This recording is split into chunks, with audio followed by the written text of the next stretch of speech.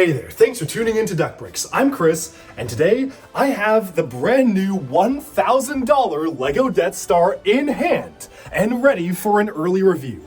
I have been looking forward to this set all year long, and we finally have it. So let's jump in right now and take a look at the brand new absolute behemoth of a LEGO set, the new LEGO Death Star. Okay, so this is the brand new $1,000 LEGO Death Star. It is maybe one of the most controversial LEGO sets of all time, and that is saying a lot. It is obviously the most expensive LEGO set that has ever been released. Previous most expensive LEGO sets only hit the $850 mark for the UCS AT-AT and the new price for the UCS Millennium Falcon. This set does come with 9,023 pieces, and it's set number 75419, releasing on October 1st. It also comes with a GWP, a miniature TIE Fighter that can be hung on a hanger rack, which we just flew past right there, and for the purposes of this review, I'll be showcasing this set alongside the GWP for many of the shots because I really do feel like it completes the look, and anybody who buys this in basically the first month of its release will be guaranteed to get the GWP. Now, obviously, I have to address the elephant in the room, which is the overall concept behind the set. This set, at least at the time of recording, has honestly not been perceived very well online. A lot of people are calling it the Death Slice, and that is a very unaffectionate name. When you hear UCS Death Star, I think a lot of people were picturing something round and spherical that obviously could open up and have scenes, but I don't think anybody was expecting a collection of dioramas like this. And honestly, I was one of the harshest critics of this set when images first came out. I remember when the images first leaked of the box, I literally could not believe my eyes, and I actually put out an entirely separate video right when the images were first released, and I actually had the box in hand, but I hadn't built it yet, discussing the concept of this set with a friend of mine, and we were kind of ripping into it. We were not very happy with the overall concept of this set. But then something kind of magical happened in the process of building it, where as I was putting it together, building the scenes, getting a chance to play around with all the different pieces, I started to really change my mind about the idea of this set, and I ended up walking away actually really liking the build. Now, do I think it's worth $1,000?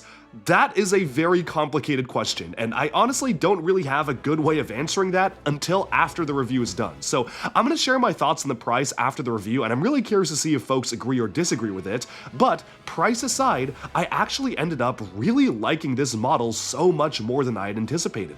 And I think a lot of that is due to the sheer wow factor of having this on display. Seeing this in all its glory, fully complete, is absolutely astounding. And actually, I'll be putting out a separate video talking with that same friend of a post-build Let's Talk About the LEGO Death Star experience. That was like a 45-minute recording, so I am not including it in this particular review, but I'll probably be publishing that in the next few days because I really want to take some time to talk about the set and to really share all of my thoughts about fan community expression and if I think the value of it is there and how the opinions around this set may be changing over time that I honestly felt just weren't appropriate to a very just straight up factual review like this video is going to be. So what is this video going to be? Well, I'm going to be showcasing all of the different aspects of the Death Star. We'll be walking through all the different rooms, taking a close-up look at all the minifigures, all the different functions, and then at the end of the video, we'll be doing a little bit of discussion as to whether or not I think the price is worth it of $1,000 US, which is an entirely separate discussion, and a lot of that is going to fall into place when we actually go into that separate video about just discussing the LEGO Death Star as a whole. But for now, let's go ahead and jump into the review. I'm going to start off by taking a look at the hangar bay here. Now, the additional cart and minifigures you see on the back there are from the GWP, so if you want to see the hangar bay without the GWP attached, you just simply unplug this stand here, and that's what it looks like, which honestly I think looks pretty good. It's a little annoying how the TIE Fighter and the Imperial Shuttle Tidarium are nowhere close to being in scale with each other, which makes the hangar look a little wonky when you display both of them, but I'll save those thoughts for the end. With all the vehicles and minifigures removed from this area, this is what the hangar looks like. Unfortunately, not every single decal in the Death Star is a print. It actually does have quite a lot of stickers, and they only really introduced one specialized new printed element for this entire set, and we'll take a look at that in a second. That being said, one of my favorite details here is the starry background. I was a bit skeptical of using up pieces to make that when I first saw images, but honestly, after seeing it fully built, I really love the way it looks. It's built utilizing Harry Potter wands, which are kind of stuck into the back there, as well as these 1x1 round tiles, which I think is a very clever design to do for this, and it just looks really solid. Sure, it's backlit right now because I have a window behind it, so you can kind of see the gaps in the bricks, but when you have it displayed against the back of a shelf, it actually does end up looking really good. Unfortunately, it does mean the back of the set looks really ugly as a result, and we'll be sharing my final thoughts on the back in a little bit as well. One thing that I wish they were able to do here was have this be removable in some way to allow these ships to actually fly out of the hangar into the night sky. Obviously, you can have them fly outwards towards you, but I still think that would have been a really cool feature. Now, at the ground floor here, we can see our very first detail of the elevator, and this is actually a really clever design. The elevator itself is remarkably narrow. You can only fit 2 minifigures in standing next to each other, and they basically just have enough space to be slotted inwards. The way it works is it utilizes these worm gears introduced for LEGO City a couple years back, and then you can see the elevator slide up and down each of the levels. One really cool thing is that they have this white ingot element, so you can actually see kind of like an indicator light showing you that the elevator is there, and of course the gap in the door is there as well to allow you to slide it open and closed. It's a very clever system, and I like it a lot more than the previous elevator that they did in the original UCS Death Star, which was mounted on a string, and it was kind of just a very haphazard sort of build. There were no elevator doors, but here you actually have doors on every single level, which is a really nice touch. I love how it works, and the only thing is that from level to level, sometimes the doors can be a little bit tighter or looser, sliding them open just depending on your tolerances of bricks and how you put it together, but otherwise it's a really fun feature. You have this really nice studs in the side detailing on the side of the hangar as well, which leads you into the control room here, which C-3PO and R2-D2 were kind of hiding out in to monitor where the security and prisoner transports were being held. Obviously, you have a couple of blasters on the side and a whole set of control panel stickers. I like how this is actually mounted at an angle, so you kind of have a slightly more interesting geometry for the way that these different panels are laid out. All stickers though, but I think it does look generally nice. This is the only room though that is a little bit hard to access in the Death Star. Almost every other room has some sort of a removable feature which allows you to stick your hands on the top or actually slide the entire room out, but unfortunately that's the one room where it's very tight to fit figures in, and it's super tucked away. It's also the one room where there's no easy pathway for minifigures to reach it. You kind of have to use your imagination and teleport them up there, as opposed to every other room in this entire build actually being connected, which honestly is kind of impressive how the elevator connects every single other room. Now, moving on to the rest of the ground floor here, you have the iconic trash compactor. And the trash compactor is a feature that they've used in so many different Death Star sets nowadays. The original UCS one came with one, and we actually got a full-scale diorama for the Death Star trash compactor, and this one is a very similar mechanism to that diorama.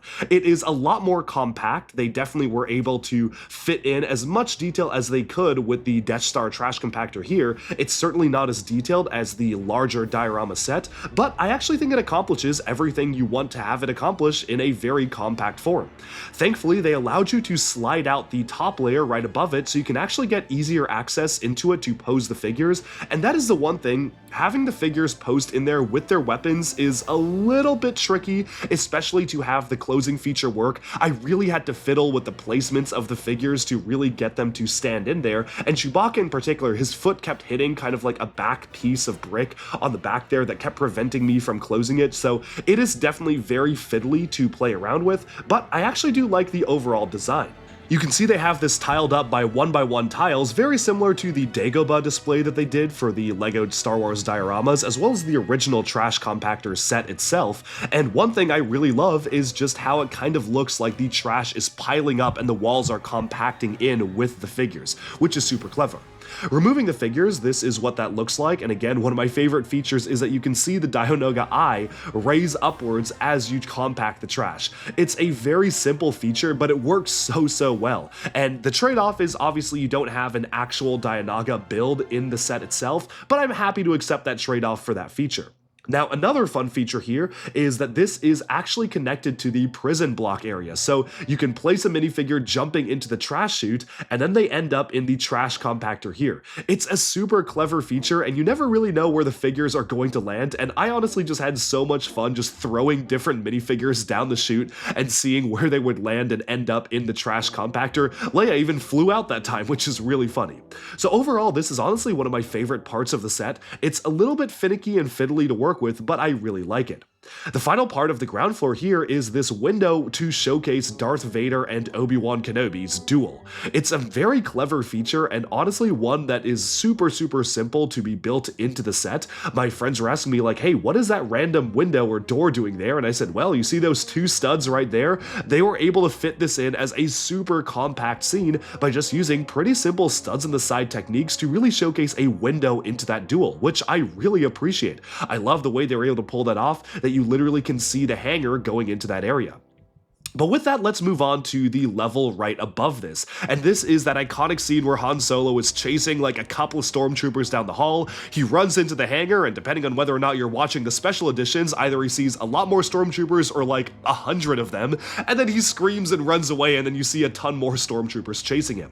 Here is where you can also see the exclusive printed element for the set. It's a 2x4 tile showcasing the Death Star lights, which is super cool.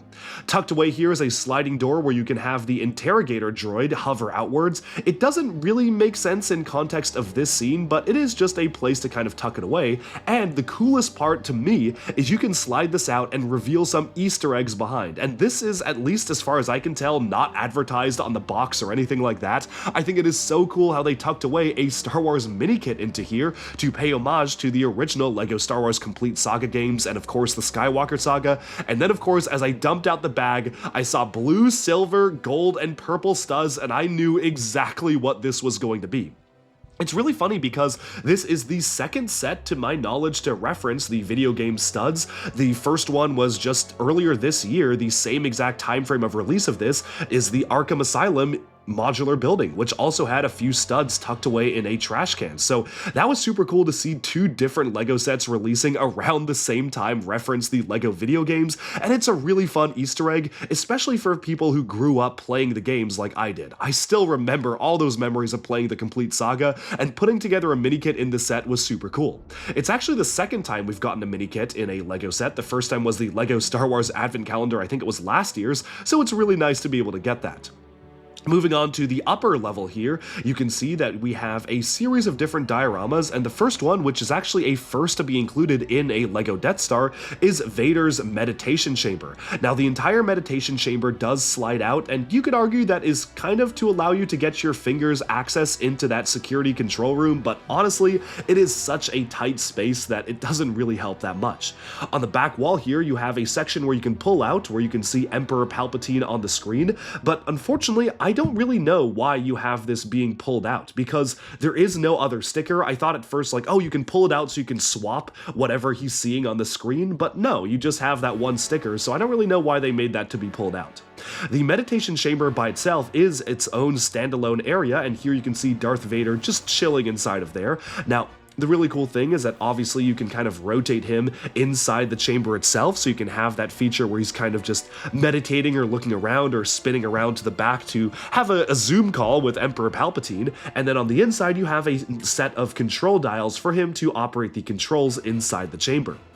Now, the interesting thing is that you basically have this top part that is fully removable, and the way you're supposed to interface with it is you just remove it and stick it on the top to have it open, and then you just remove it again and stick it on the underside of those studs to showcase it in closed form. It's kind of awkward how it works, and honestly, I really would have preferred some sort of mechanism in which you could actually open and close it, maybe like on some sort of a rail or something like that, or even just like a Technic axle to allow you to slide it up and down, but I guess LEGO decided that this was the easiest and simplest way for people to actually play around with it, so that's what they went with. I don't know if I love having to remove it and put it underneath to actually close it. It feels a little bit awkward to me, but if that was the only way they could do it, I do understand why they built it that way. Now, the other thing is that 75296 Darth Vader Meditation Chamber, which came out in 2021 and was originally supposed to be a Star Wars Celebration exclusive, does include a special sticker for the kind of conference room screen in which he was interfacing with, so maybe they built this to interface with that element in that set, which is a larger version of the Meditation Chamber, but it's really strange that like 4 years later they are trying to have you incorporate a piece of that set. There's a funny Easter egg on the inside of the Meditation Chamber area though, referencing the kind of Disney Plus holiday special which showed Vader and Palpatine going to the beach. Of course, dude has a poster of Padme on his wall, I know what kind of man he is, and he also does have a pod racing poster and an Empire recruitment poster, which is a fun detail. It doesn't detract too much from the set in terms of being a goofy element because it's kind of tucked away, but it's an Easter egg there for fans to enjoy. And again, you can remove this element. For reference, in the corner of the screen is the sticker in which you would put on the same exact piece for this communicator, so I guess maybe it really is supposed to be a reference towards that other set. Just kind of weird how they came out 4 years apart, unless this set was being developed for so long they figured that set would still be relevant by the time this came out.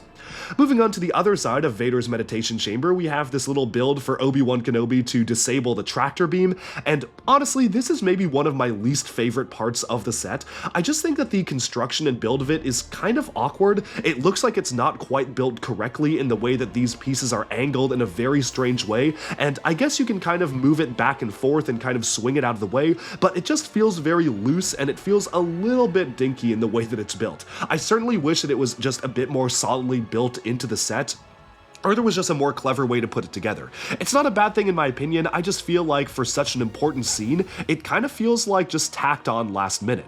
The one thing I do like about the scene though is the diagonal bridge. The construction for that is super simple but very cool. As you go onto this other room here, you have some sort of energy generator, or maybe just one of the areas in which they are powering the tractor beam. Not really sure why you're just supposed to be able to remove this panel to access that, and I'm gonna have to rewatch the original trilogy to see what exactly that is supposed to be referencing there, but of course, you do have the elevator on this floor as well. And then of course, you can place any minifigure inside of it. For the most part, some of the minifigures in this set, frustratingly, don't really fit in the elevator that well, like Darth Vader kind of has to lean forwards, but you can see just how that works, and you can slide it on upwards to go on to the next level. But staying on this level for a little bit, let's go ahead and take a look at the prison area. Here you can see the prison detention block center, and of course you do have some kind of fake elevators on the back there. They don't actually open up or do anything, but you do have that option to kind of pretend like troops could be coming out of there any minute, and the good thing is you can remove the top portion to allow you easier access into the detention block itself. I love how this section of the Death Star really stands out from the rest with the dark orange flooring just feeling a lot more unique. You've got a couple of troopers and officers manning the control stations here, which are mounted in a circular area, which looks really good on display. And then of course, you do have the detention block itself. We already showcased how you can throw a minifigure down that hole to lead into the trash chute, but of course there is another set of actual things that you can do inside the detention block area here as well, and that is of course see Princess Leia's cell. Now from the outside it actually looks pretty space constrained in that there's only a very small door in which you can access the cell, but thankfully this Death Star was designed for play purposes, and so while of course one way to access the cell is to lift open this hatch right here and poke your head inside and see what you can do, there actually is a small little panel on the side of the Death Star which can be entirely removed to allow you access to actually remove the entire prison cell area and actually play around with it and place figures inside. It's a super simple build, but I actually really like the way it's done. Of course, what you can do is you can go ahead and grab the interrogation droid out of the doorway here from the lower floor. So grab the interrogation droid. I realize that you basically have to push it out of the back. There's no way to reach it from the front here. You remove it from the clear stand, and there's actually a clip on the cell block area in which you can place it to make it look like it's hovering to interrogate the prisoner. It's a really nice touch, but I really like how they were able to even include just that little detail to allow you to place the interrogation droid inside the room. Of course, with the droid inside, you just slide the room back in, and while you can barely see it, it is in there now, and of course you close the hatch and the prison cell is fully complete. It's a nice feature, and I honestly was not expecting you to be able to access that area super nicely, but that is the one thing about the Death Star. Almost everything has been built with access in mind. Every single level either pulls out or allows you to remove the section above it to allow access inside. And again, there is just something so satisfying with having your minifigures dive headfirst into the trash compactor area chute and then find themselves inside the trash compactor itself. It's just so much fun to do that, dropping Han Solo in, and there he is. He has made his way inside the compactor. But now, let's go ahead and move on upwards into the next level here, where of course, our elevator has arrived. Up on this next upper level, we are on the second highest level, or maybe third highest, depending on the way you see it. There are a couple of different things you can do, but I'm going to start off with the Imperial meeting room here. This is another area that is kind of tucked away a little bit, but since it is such a large room, it's okay that there isn't really any way to remove the ceiling. The door slides open and shut, and that's another thing I love about a lot of the rooms in this set. The doors just kind of open and close sideways, which is such a cool feature for them to build into so many areas here, and honestly it is just a pretty simple build all things considered. Tarkin has a slightly more brick-built studs in the side chair to signify his importance, but otherwise you do just have a set of chairs around the circular meeting room. I also love the build on the back of the room to kind of make it look like it is circular in nature with these studs in the side detail. And then we get to one of my favorite features in the entire set, and it is such a silly and simple little feature, but I love it so much, and that is this retractable bridge. Spinning a gear right here allows the bridge to kind of dock in to its original station, and then fully dock out and retract outwards to actually provide you access to that conference room. But then of course, there's a gear on the front here to allow you to swing Luke back and forth across the chasm, which is of course mimicking that scene in the movie. I also love how this is kind of a continuous open area to where Obi-Wan was disabling the shield generator and the tractor beam there to actually allow you to make it feel like a large and open space, and there is real danger if he falls down and he does not successfully swing across the corridors. So I think it is super cool how they were able to build that feature in, and I don't know, there's something just so satisfying about docking this in and out of its station here to allow the bridge to retract and extend. Moving on from that feature though, let's go ahead and take a look at what the rest of the floor has to offer. There is a little sticker tucked away here that again has some fun Easter eggs like wanted posters for Han and Leia. You have a Twilight Dancer advertisement on there, which is quite funny. You have of course an ad for the T-16 Skyhopper, which is super cool. And then finally some sort of like Stormtrooper Marksman Club advertisement, which is very funny. Now the main section here is of course dedicated to the Death Star's super turbo laser here, and that is a very interesting build. Obviously you have the control panel here with a couple of Death Star gunners manning the controls, but the main build is to showcase what the internal mechanism of this massive laser looks like.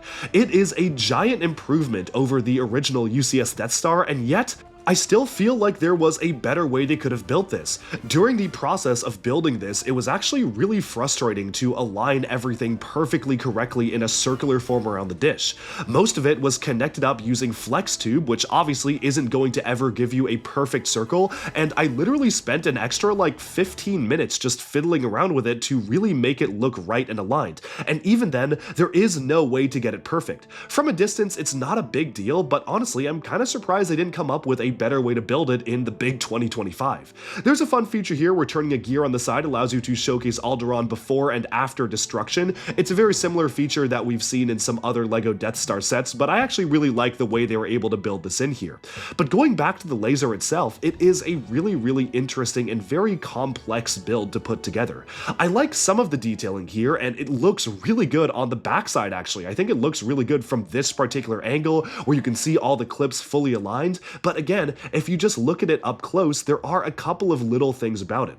I talked to some other friends in LAN who already built the set, and they mentioned that their laser was super wobbly, and honestly, I did not have that problem with mine. The instructions though are very unclear as to how exactly to install it. I think they could have been a little bit more clear. There's a way you're supposed to wedge like a mixel joint in between a studs in the side brick and whatnot to actually allow it to be mounted, and I don't know if that was the most clear, so I understand if some people might have actually just missed that, then it is very easy to just misalign the laser. The other thing is that, again, you are working with these very flexible antenna elements, but especially combined with the fact that they're all mounted on their own clips, their own bars, and on the dish here, which isn't perfect, it just adds a lot of variability in how you have the laser set up, and you're going to be sitting there fiddling with those green laser points a lot to get it right.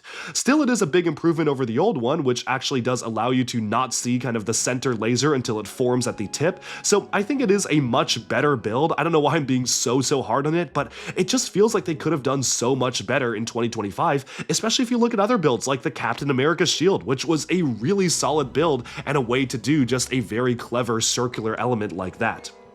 Then we can move on to the upper level here, and most of the upper level is taken up by the throne room, which is a really cool function. But there is one more room we have to take a look at, and that is the Death Star gunner control room here. This is of course that very iconic room where they're pulling the levers down. You can see the red and white lights on the side of the wall there, where you can actually operate the Death Star, and I love how there's a window where you can actually see the Death Star firing, just like in the movie.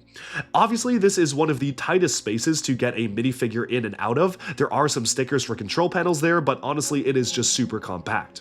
But now we can move on to one of the largest rooms in the entire set, and that is the throne room of Emperor Palpatine. Palpatine here is fully upgraded. He is sitting on a large brick-built throne, and the first thing that struck me about this was, did they just take the diorama set, which came out a few years ago, and transplant it into this set? And while there are a lot of similarities, it is actually a slightly smaller version. I will say though, this is the closest to an existing set just shoved into this set that you can get. There is a play feature here that allows Luke to kind of be toppled off of one of the platforms, so it's a fun feature. It is so simple in the way it's built, it was almost kind of funny, like there's literally just an exposed Technic axle. But then one of my favorite features that not a lot of people have recognized is that yes, the hole in the hangar bay allows you to literally throw Palpatine off the balcony, and it is aligned perfectly. If you throw Palpatine off the balcony at that spot, he will fall down the hole, and that is so funny to me. I am sure that was an intentional detail to allow you to make him just fall down the entire length of the set, and it's just so much fun to just toss your Palpatine minifigure off the edge of the balcony and see if you can land him inside that hole.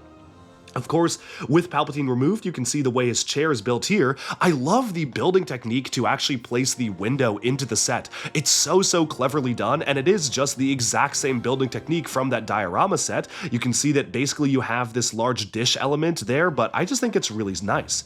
On the side here, you have an area for the Death Star gunners, and that is a nice touch, but the very frustrating thing to me is that opening and closing this panel just pushes the top panel out of alignment. The top panel right here is not attached via any studs whatsoever. It literally just sits on there, and they've done that before with panels on stuff like the Millennium Falcon, but it's really weird how they just rely on gravity for it, and then opening this panel literally misaligns it. Like, if you open and close it a couple of times, it will just knock this panel off and smash it onto the floor, like you can see right there. It is so weird to me how opening and closing that causes it to get misaligned, and I don't understand why they wouldn't mount the top panel on studs if they knew this was going to be an issue and it would get ever so misaligned every time you open and close it. I know it's a little nitpick, and maybe you're gonna say like, oh well, you're supposed to have that panel removed before you open this up, but it's just so weird to me how it does that every single time. Still, it is very nice to have a little area dedicated to the Death Star gunner stand. There is a place to seat a minifigure, and you can angle the turret upwards and downwards, which is a nice touch, which means that now this basically has every single element the original UCS Death Star had, and more. Moving on from that though, there is technically one higher level in the set, and this has not been advertised like anywhere on the box. I don't know, official images at the time of recording this video are not out yet, so I don't really know when they're going to show this in marketing, but you can lift up this panel right here, and you can see the hot tub stormtrooper, which if you don't know was a very funny Easter egg in the original LEGO Star Wars The Complete Saga, where you saw like in one of the rooms of the Death Star there were a bunch of stormtroopers sitting around hot tubs, and then they included that in the Skywalker saga as well, so it's a funny Easter egg. Of course, bro thinks he's duck bricks with a Lego duck there, and In order to access that, you have this door that literally just comes out. There was no mechanism to have it slide back and forth because I don't really know how they would have built that in. There isn't even a mechanism to make it like slide upwards or rotate upwards. Nope, it just comes right out. It feels a little awkward to have the door just be fully removable there, and that is the one thing of this set, like especially when we get to the vehicles, it's a little strange how you just have to like disassemble parts of them to get minifigures in or get access, but it is what it is, and I definitely do like the inclusion of it as just a funny little Easter egg that they honestly kind of have tucked away. Of course, you can see the way the elevator doors all open and shut here. I like how one of them actually opens the other way. It just kind of feels a little bit different.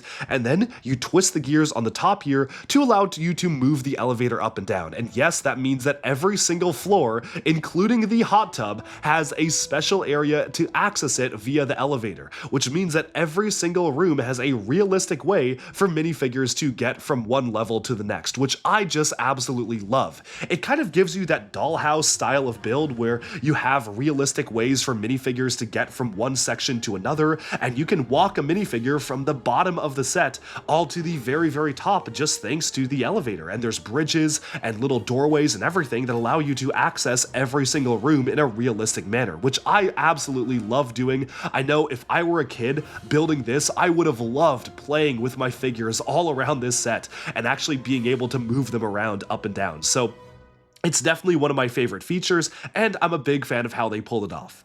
So with that, we've basically taken a look at the entire UCS LEGO Death Star. But before we wrap up here and share my final thoughts on how this is built, I do just want to talk a little bit more about the interior, and of course we have the vehicles to take a look at as well. One thing I really love is the accessibility of almost every single room here.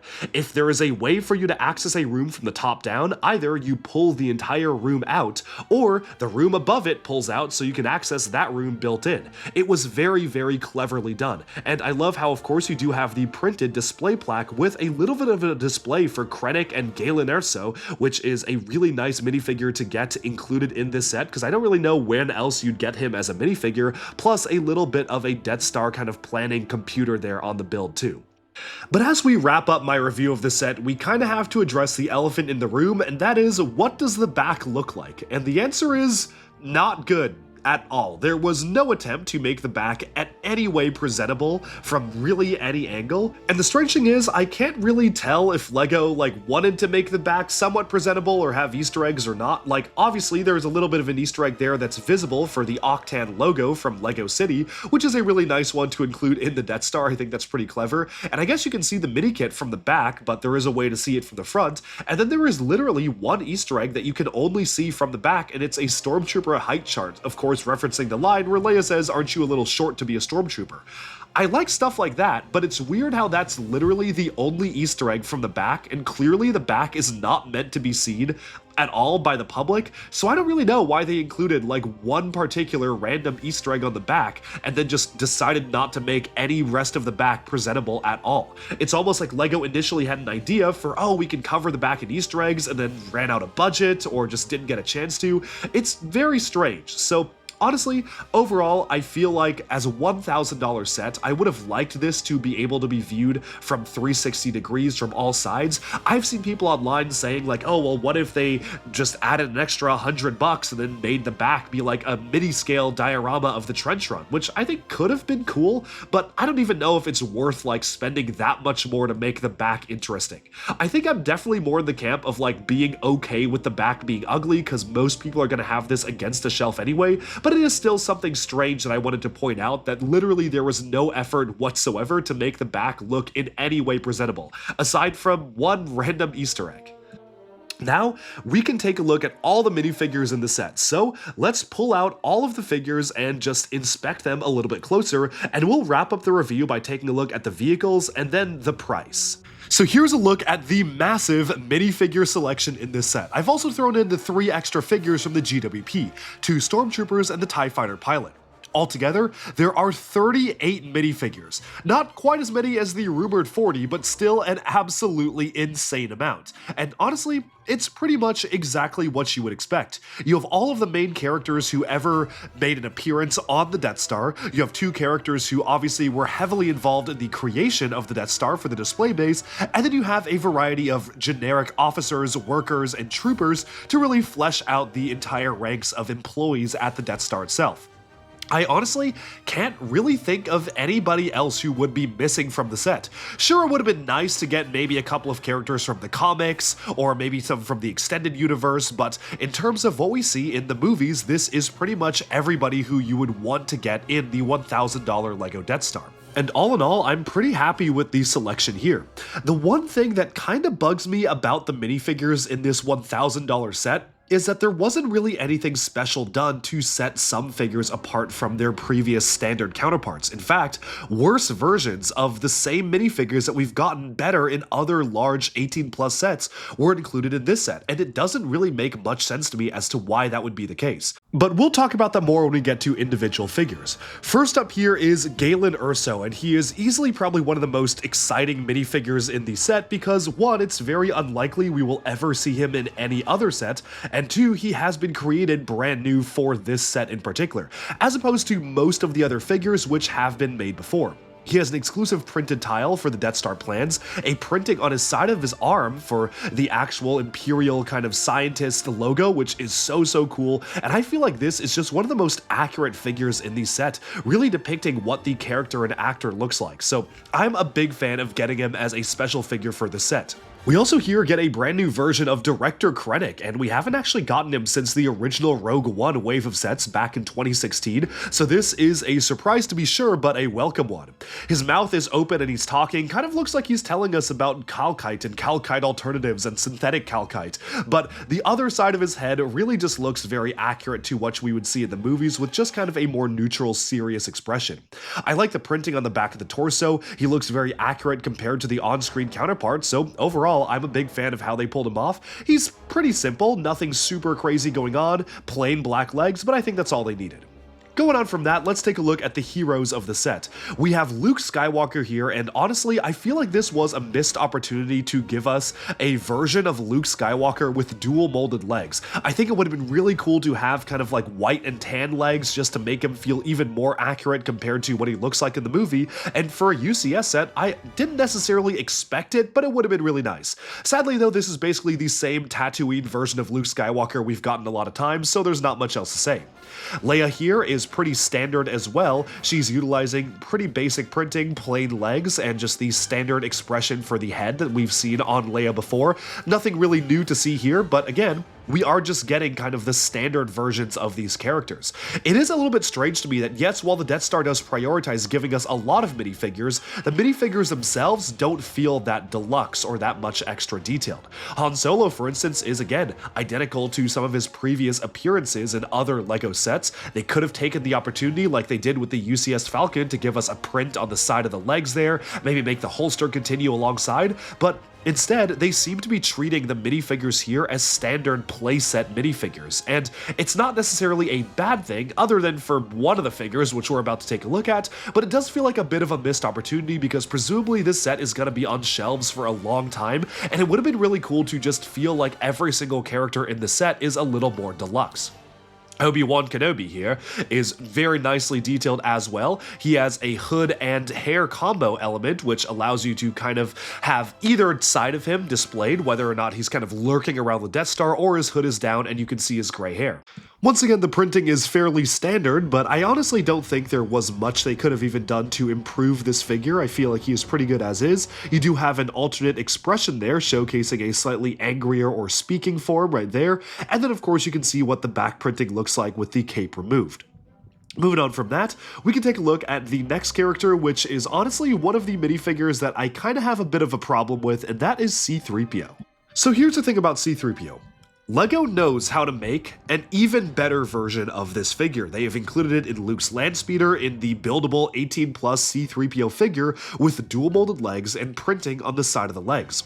Clearly, LEGO was intending for 18+ sets featuring C-3PO to get a special amount of treatment, to have this special leg component.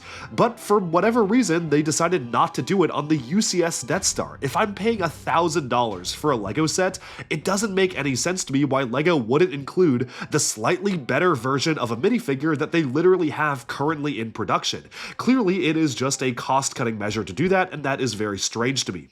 R2-D2 is thankfully as detailed as some of the other counterparts, where they finally figured out how to print on the back of R2-D2, but then again, for whatever reason, they're treating astromech back printing as like side leg printing, because we only really get it for R2-D2 and only in some of the most special and expensive sets. So it's a little strange to me. The two droids, I think, are very emblematic of some of the budgetary LEGO issues that a lot of big sets are facing, and it's a bit disappointing. Moving on from that, we have Luke and Han in their Stormtrooper garb here, and it is basically identical minifigures to the kind of regular Stormtroopers. You do have the torso and legs from the standard Stormtroopers, and then you have the head and hair pieces from the other versions of their minifigures. So again, they are technically multiple copies of minifigure components that already come in the set, but I think that's alright. Chewbacca is unchanged, and I've seen a lot of people want LEGO to use the long legs for Chewbacca, like the Avatar legs or the Woody legs, and honestly, I think that actually would work pretty well, given that Chewbacca is a much taller character than most of the other characters in the movie. Still, I like it for what it is, and I guess if LEGO is not wanting to change the way they do all their Wookiees, it makes sense to keep Chewbacca as is. Finally, we have an Episode 6 version of Luke Skywalker, who's pretty much the same one that we got in the diorama, and he does have that specialized hairpiece they're using just for Luke. It's kind of grown on me. I think when it first released, a lot of people felt like it was too bulky, but I like it for what it is. Moving onwards to the villains, of course, we have to start with Darth Vader, and despite him appearing in a ton of other sets, I feel like this is one of the best detailed minifigures currently that LEGO makes. He has some great printing on the side of the arms, the helmet is super cool coming in two pieces, and of course you can remove the helmet and see what the head looks like underneath, which is just your standard Episode 6 Darth Vader face print, which I think looks okay for this figure. Overall, I definitely do not have really any complaints about Vader. I still think he is one of the coolest minifigures LEGO makes nowadays with the arm printing and everything, and there's basically no way to make him any better. Moving on from that, we have Darth Sidious, aka Emperor Palpatine. They have chosen to use the LEGO Nexo Knights and Trolls lightning piece for the lightning he's shooting from his hands instead of the standard LEGO Castle Fantasy era lightning, which I actually think works a lot better for Sith lightning. I think they should use this going forwards, and I like how they're kind of angling upwards from his hands as well. The other side of his face is a very sinister kind of cackling expression right there, and overall, again, while it is a fairly simple minifigure like most of the other figures in this set, it really accomplishes what you want. Moving on, there is another brand new minifigure for this set, and this is a really interesting one. It's one of Palpatine's advisors, the Imperial dignitaries, and they've made a brand new hat mold for this character. We have never gotten minifigures of this character ever produced in LEGO form before, and I really like how they were able to pull this one off. He has a very sinister grin on the front of the face, and then a more serious expression on the back, which I think fits the character very well. On the torso, you do have a brand new print and just a plain purple skirt, but I think it works very well for the character, and I'm really curious if LEGO is going to be able to use this hat for future figures. It's a cool new piece to get, and actually the only new piece in the entire Death Star. Moving on from that, we have Grand Moff Tarkin. Tarkin hasn't been in the set for quite a while, so this is a pretty all-new version of Tarkin, although he is just very slightly changed compared to his previous appearance. I think the hairpiece they used for him is pretty perfect. They introduced that for the older Death Star as well when they relaunched it for the second edition, and I love the expression he has on the back of the head, almost like he's scoffing at you, which I think just fits so well for the character. Moving on from that, we also have Admiral Yularen appearing for the second time in minifigure form in his old variant. Of course, we did get a young Admiral Yularen for the Venator last year, but this is the first time we are actually getting him in a standard retail set for the old version outside of that polybag that we got of him. I think that it's a really well done figure, and I love the expression on the back. It's maybe like a little too goofy for Yularen, for the back kind of opening his mouth, maybe like he's about to narrate an episode intro for the Clone Wars, but I actually think it works pretty well for his character. Next up from here, we have Admiral Motti, and they also were able to depict a very goofy or kind of like a scared expression for him on the front, which I actually think fits the character perfectly because, of course, he was being choked by Vader, and you can see his kind of panic expression there. On the other side, he is smirking, almost as if he's making fun of the Force, and then, of course, you can see the result of that on the back side of the head, which I think is pretty funny. General Tag is another member who is present in the boardroom scene, so of course he can be found in this set as well, and I actually think that again, they've made a brand new facial expression for him that really matches what the actor looks like, especially with the mouth open while he's talking. It's just done really well, and I really appreciate just how much detail and effort went into trying to make these look like the actor counterparts. Moving on from them, we have, of course, the Imperial Guards who are present during Episode 6. Surprisingly enough, the mold for the helmet has not changed over the many years of LEGO Star Wars. I guess if it ain't broke, don't fix it. And they have received a bit of an upgrade in the form of this very nice fabric cape that is colored dark red on one side and bright red on the back, which just looks really good. It also has dark red arms, which I think looks great for the character. And again, no leg printing, but I don't really think you needed it.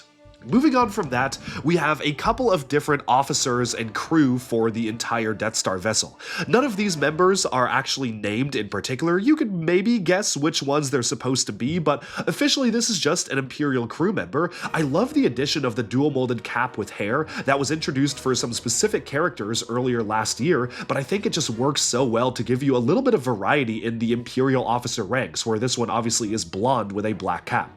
You have another Imperial crew member here with his mouth open, no hairpiece on the back, but again, it is just the standard hat there, and I think that works pretty well for this kind of generic crew member who isn't really supposed to resemble one particular character. I think these outfits are done pretty nicely, and again, they're not the most exciting figures, but I do like having a whole set of crew members to flesh it out. Next up, we have the Imperial Navy officer here, and she has another really nice new recolor of the dual molded hair and hat combo. This one is with brown hair with a black hat, and I think it looks really good. I love the fact that we get one female and one male officer just to give us a bit of variety, and we also get a huge variation in terms of skin tones for each of these characters, which I think just helps you add a lot more diversity to your LEGO minifig ranks. This is the Imperial shuttle pilot here, so of course he is meant to go with the shuttle Tidarium, and again, you do have a pretty interesting headpiece being used, with the coloration there being relatively uncommon for a LEGO minifigure, which I think works quite well. And one thing I do like about the Death Star is they try to include as many different minifigure skin tones as possible, and that is going to be very obvious when we get to the Stormtroopers, where every single Stormtrooper has a different head, which is going to make it very annoying to collect all of the Stormtroopers for folks who do want to own every Star Wars minifigure, but in this case, I really like how they don't all just have the same head. I love how LEGO tries to include different ways to make minifigures feel just a little bit more diverse and feel like the world is a bit more alive, and obviously, I mean, look, there's gonna be someone in the comments saying, well, if you go back to the original Star Wars movie, I bet all the Stormtroopers were white guys, and like, yeah, I don't disagree with that, but it's a LEGO set, you're meant to kind of have fun with it and actually envision what different types of Stormtroopers you would encounter in the world, and I think this is actually more realistic to the Star Wars universe. And again, if you don't like the heads, I'm sure you can just swap them out for whatever heads you want. That is the beauty of LEGO. For me, I love getting diverse heads like this because obviously I love to make custom minifigures, and it's always good to get random different facial expressions with all different skin tones. But of course, my favorite trooper of them all is the Beach Trooper here. This is a custom minifigure made based off of the Skywalker saga, or the Hot Tub Trooper there, and I just think it is such a funny minifigure to get in LEGO form.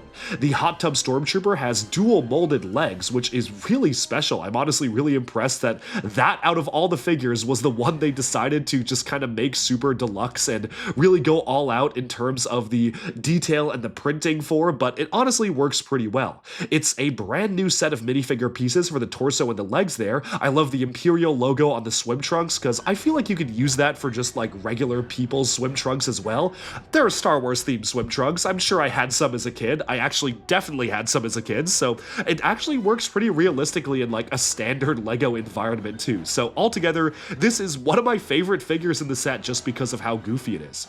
Moving on from that, we have a couple of droids. This is 5D6 RA7, and this is actually one that appeared on the Death Star in the movies. He was the personal aide of Admiral Motti, so it makes sense to include him in this set, and he actually walks past Luke and Han, who are in disguise, so I think it's done really nicely. It's good to get this model of protocol droid in a set again, and I love how they printed the eyes.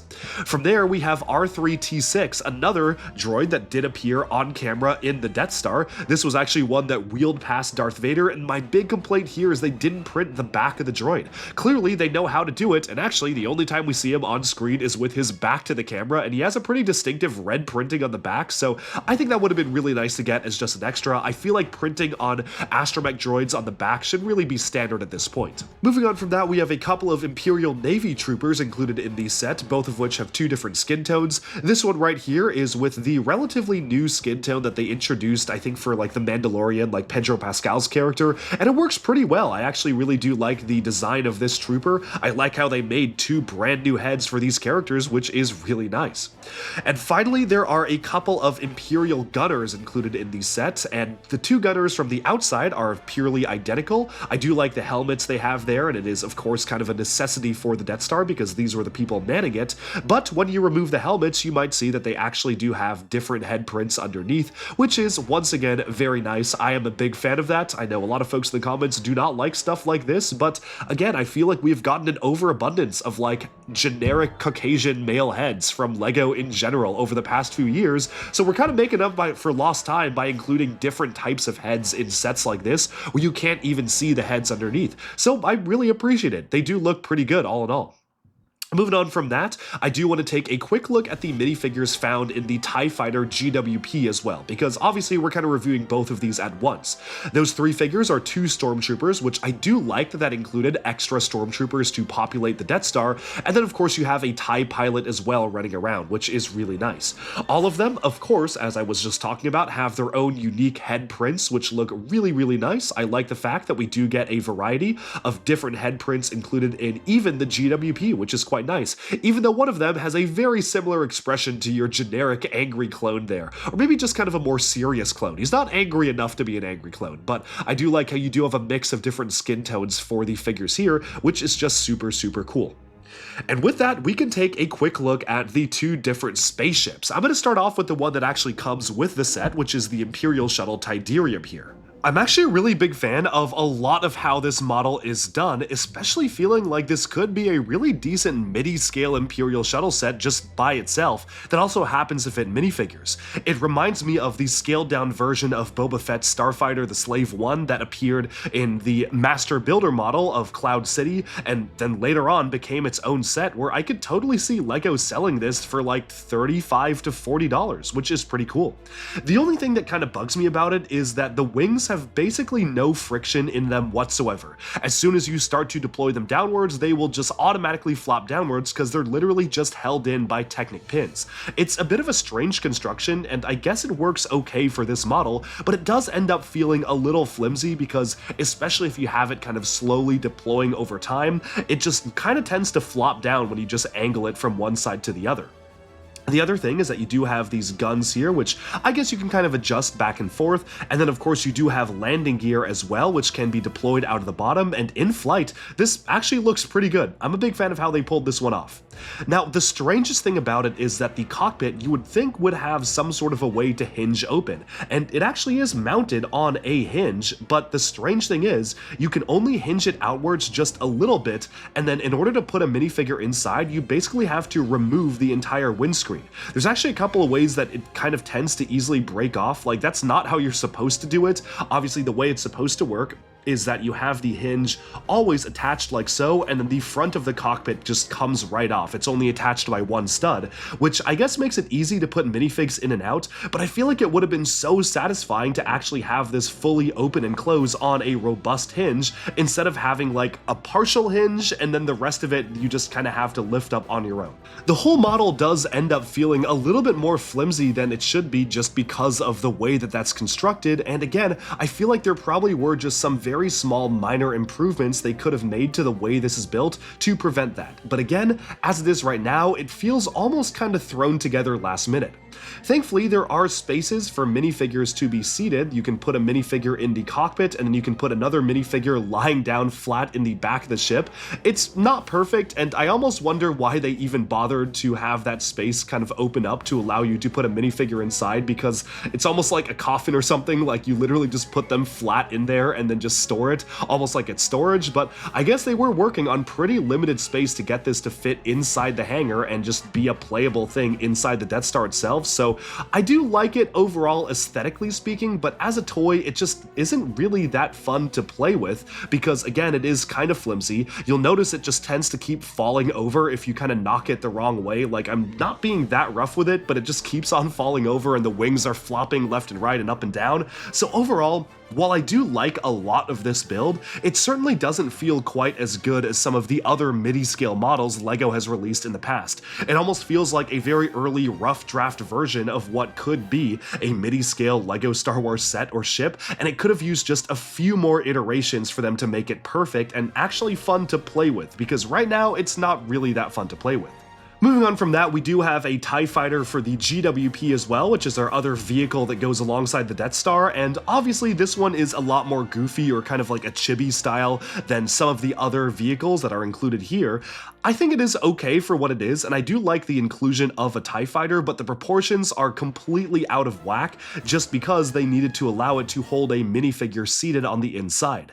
It's a little bit interesting because, especially when you compare it to the other TIE Fighter, the TIE Advanced that came in the 2008 Death Star, I feel like for whatever reason the proportions there were just like a little bit nicer than the proportions here. The cockpit here feels super big, and obviously it is built like that specifically to allow you to put a minifigure on the inside, but it's also to make it fully stable when you do have a minifigure in there, and because of that, it does feel like the cockpit is so large compared to the wings, which are very stubby and short. It's an okay build for what it is, and I can see it being a fun GWP, and it certainly does help the hangar space feel more filled out, and I do like that it's hanging on a rack. I think that's really cool, but honestly, I kind of prefer the 2008 TIE Advanced, so I don't know, I'm curious to hear what people think about this one in the comments. I think it's a cool GWP, and I like the way it looks in the Death Star, but it's not the most dynamic or interesting of a model to me in particular. Maybe if the wings were a little bit longer or the cockpit was just a little bit smaller. And then, when you compare it to the Imperial Shuttle, they are just so comically out of scale with each other that it doesn't really even make sense to have them next to each other inside the hangar, which I already know a lot of people are going to be complaining about when you actually take a look at the build together. And so, with that, that is altogether the LEGO Death Star. $1,000 for this absolute behemoth of a set. By the size of it, it is larger than the UCS Millennium Falcon on its side, which is already one of the biggest and most expensive LEGO sets ever, and this is a really nicely done build. I actually really like a lot of it, and my opinion was completely turned around after putting it together. But the big question is, it comes with 9,023 pieces. Is this worth $1,000?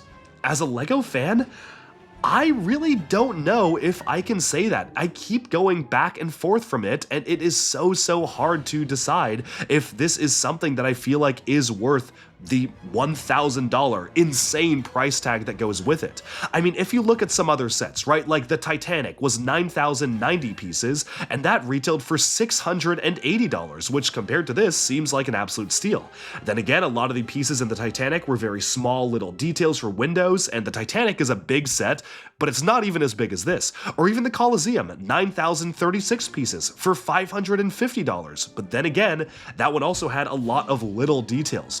The closest thing to compare here is the UCS Millennium Falcon. For $850, it came with 7,541 pieces, and this one has a lot more pieces. That is 9,023 for $1,000. That's an 11.1 cent price per part ratio, and I know price per part is not everything in the LEGO world, but I think that it is fairly comparable to the UCS Falcon, and they're very close. They're certainly very close. Now, do I think a die-hard LEGO Star Wars fan would choose this over the Falcon? I honestly don't know. The Falcon is such an icon of Star Wars, and for a lot less money, you get a pretty big model that is very detailed and has a fun interior and exterior as well. So it really just depends on what you want to do with LEGO. This is absolutely a lot more of a play set rather than a display set, but then again, it also looks good on display, and it also is pretty screen accurate when it comes to a lot of the details. Sure, there are things with the minifigures where I feel like they could have been better and there's a little improvements here and there, but all in all, I ended up walking away from this set feeling a lot more positive about it as both a display model and a play model than I initially was going in. A lot of folks are right now online. I mean, I'm filming this review in like mid-August. Folks online are going crazy and complaining about the narrowness of the build and how it is only just a few studs deep. And honestly, if you look at the build itself and kind of just see the scenes that you have, initially I was very much complaining about that. I wanted there to be more space, but now I genuinely kind of feel like more space would not have added that much to any of the individual scenes. I don't even think I can take one scene in this entire set and say this would have benefited from like 2 extra studs out of like thickness. I don't know, but I feel like every single room was just pretty much the right amount of size, and thanks to the way the set itself is built, they have accessibility to every single room. It never feels cramped because either you can slide the entire room out, like the meditation chamber or the hallway scene, or sliding them out allows you to access the rooms more, like the prison or the trash compactor, where the rooms right above them can be removed. So altogether, I think this is actually a really well done set. Is it worth $1,000?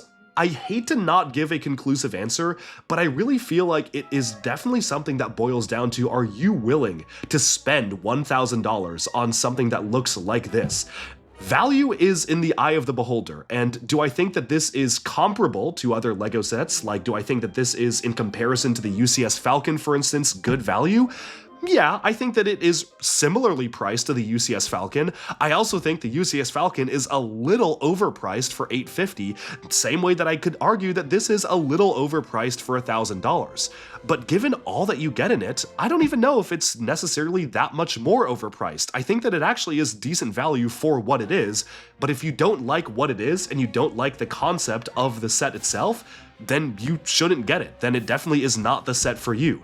This is going to be super divisive and controversial. I can already see it. I mean, we can see online before images of the set are even out, people are going crazy about the set back and forth. So while it certainly is very divisive, I am very curious to hear what people have to say in the comments. And again, I'm saving most of my value and pricing talk to this other video that I have where I sat down with my friend Zach and we basically just discussed the entire build for like an hour, talked about the value, the perception in media, what a non-LEGO fan would think, what a LEGO fan would think, and really dove deep into the marketing concept and conceit behind this set as a whole. So definitely stay tuned for that if you want to hear our thoughts. I will be doing a lot more videos going forwards about this. I'll probably even do a comparison video to the original 2nd edition UCS Death Star, which I technically didn't buy until just now. I just purchased that one because I felt like I already had the original 2008 version, so I didn't need to get it, but I did finally buy that 2nd edition one just to do a comparison video on, so that should be arriving pretty soon, so stay tuned for that. And overall, thank you so much for watching. I hope you enjoyed this look at the brand new 75419 UCS $1,000 LEGO Death Star. An absolutely insane behemoth of a build. It is pretty remarkable. And that is what I will say, like putting a person next to the set, it's kind of crazy just seeing how big this is.